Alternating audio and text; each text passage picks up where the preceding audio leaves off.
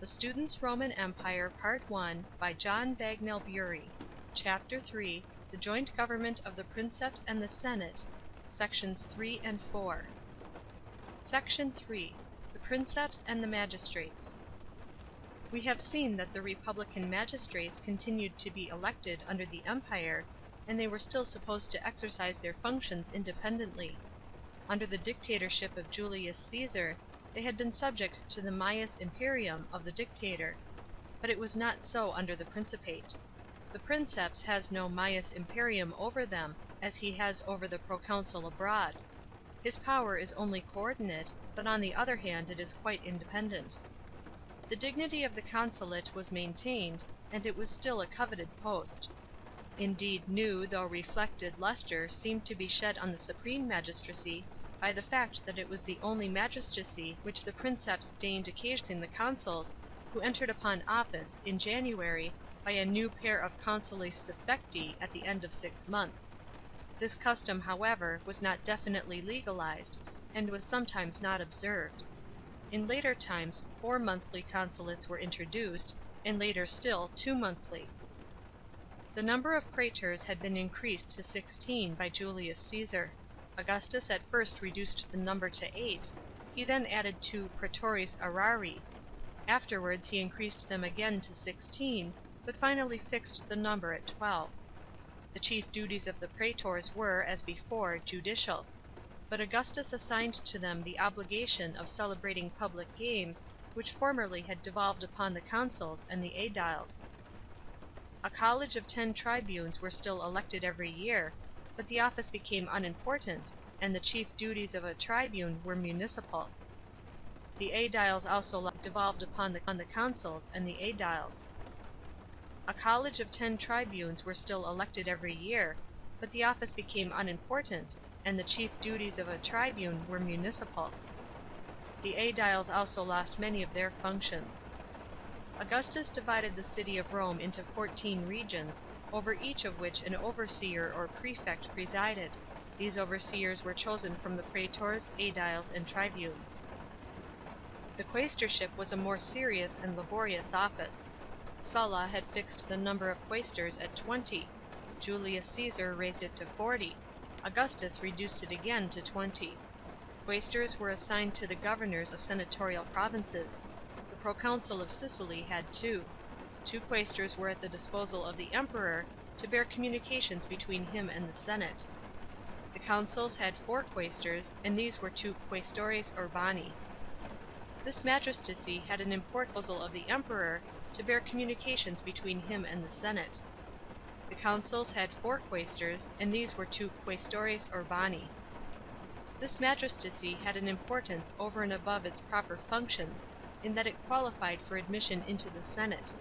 Thus, as long as the quaestors were elected by the comitia, the people had a direct voice in the formation of the senate, and thus, too, the emperor, by his right of commendation already mentioned, exercised a great though indirect influence on the constitution of that body. The vigintivirate was held before the quaestorship. It comprised 4 distinct boards. The tresviri capitales, on whom it devolved to execute capital sentences, the tresviri monetales, who presided at the mint, the quatuor viri viis in urbe purgandis, officers who looked after the streets of Rome, and the decemviri slitibus iudicandis, who were formed a civil service and executive for the senate.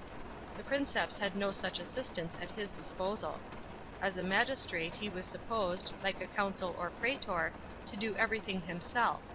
The personal activity, which is presupposed on the part of the Princeps, is one of the features which distinguish the Principate from monarchy.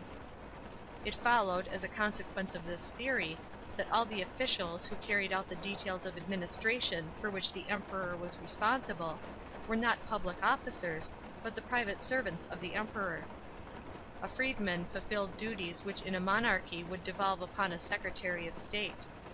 The emperor had theoretically a perfect right to have appointed, if he chose, freedmen, or citizens of any rank, as governors in the provinces which he was supposed to govern himself. It was due to the sound policy of Augustus and his self-control that he made it a strict rule, which his successors maintained, only sound policy of Augustus and his self-control that he made it a strict rule, which his successors maintained, only to appoint senators, and in certain cases knights, to those posts. He also voluntarily defined the qualification of equestrian rank for the financial officers, procuratores Augusti, who represented him in the provinces. But the position of the knights must be more fully explained. Section 4. The Equites. The equestrian order was reorganized by Augustus, and altered both in its constitution and in its political position. 1. Constitution. In the early republic, the Equites were the citizen cavalry, who were provided with horses for their military service at public cost. But in the later republic there had come to be three classes of Equites: those who were provided with public horses, equus Romanus equo publico, those who provided their oaths of such. 2. Admission. The emperor himself assumed the right of granting the public horse, which secured entry into the equestrian order. The chief qualifications were the equestrian senses: free birth, soundness of body, good character, but the qualification of free birth was not strictly insisted on under the empire, and freedmen were often raised to be knights. A senator's son necessarily became a knight by virtue of his birth, and thus for men born in senatorial rank, knighthood was a regular stage before entry into the Senate. There was a special official department, ad census equitum Romanorum, for investigating the qualifications of those who were admitted into either of the two orders, ordo uterque, as the Senate and the knights were called. 3. Life tenure. Another innovation of Augustus consisted in making the rank of knight tenable for life. Knights were called. 3. Life tenure. Another innovation of Augustus consisted in making the rank of knight tenable for life. Apart from degradation, as a punishment or a consequence of the reduction of his income below the equestrian rating, 400,000 sesterces, a knight does not cease to be a knight unless he becomes a senator or enters legionary service. Legionary service was so attractive under the empire that cases often occurred of knights surrendering their rank in order to become centurions. 4. Equitum probatio. It was an old custom that the Equites Romanae equo publico should ride annually, on the Ides of July, in full military caparison from the temple of Mars at the Porta Capena, first to the Forum to offer sacrifice there to their patron gods, Castor and Pollux, and then on to the Capitol. This procession, called the Transvectio Equitum, had bind it with an Equitum probatio, or review of the knights. Sitting on horseback and ordered according to their turme, the knights passed before the emperor, and the name of each was called aloud. The names of any whose behavior had given cause for censure were passed over, and they were thus expelled from the order. Here the emperor discharged duties, which before the time of Sulla had been discharged by the censors. He was assisted by 3 or 10 senators appointed for the purpose.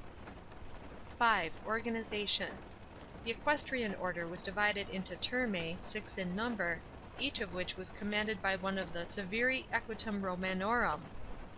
The Severi were nominated by the emperor, and changed annually like the magistrates. They were obliged to exhibit games, ludi severales, every year. It is to be observed that the knights were not organized or treated as a political body like the Senate. They had no machinery for action like the magistrates. They were obliged to exhibit games, ludi severales, every year. It is to be observed that the knights were not organized or treated as a political body like the Senate. They had no machinery for action, no common political initiative, no common purse. 6. Privileges. In dress, the Roman eques were distinguished by the military mantle called trebia, and the narrow purple stripe, angustus clavis, on the tunic.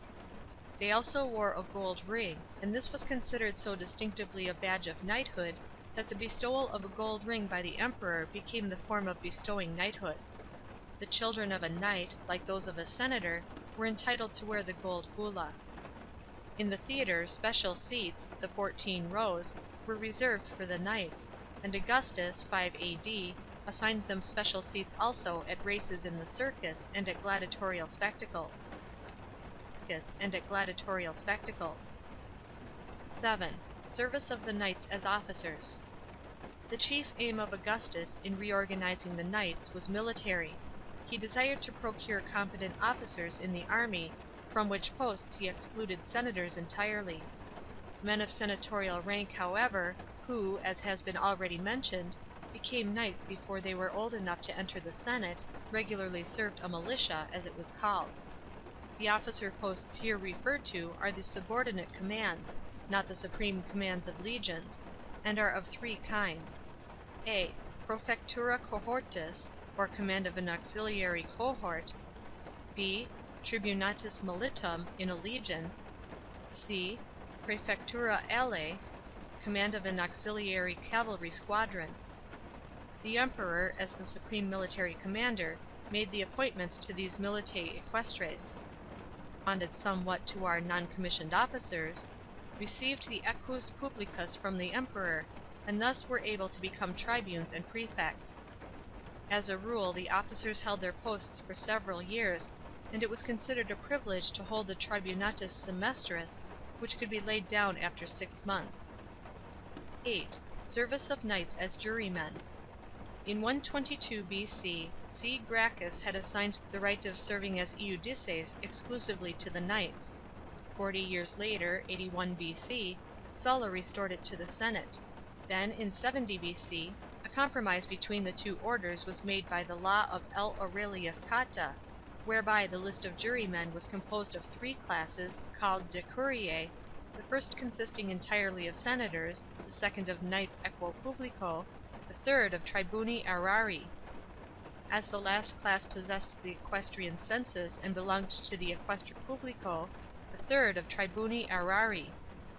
As the last class possessed the equestrian census and belonged to the equestrian order in the wide sense in which the term was then used, although they had not the equus publicus, this law of Cotta really gave the preponderance to the knights.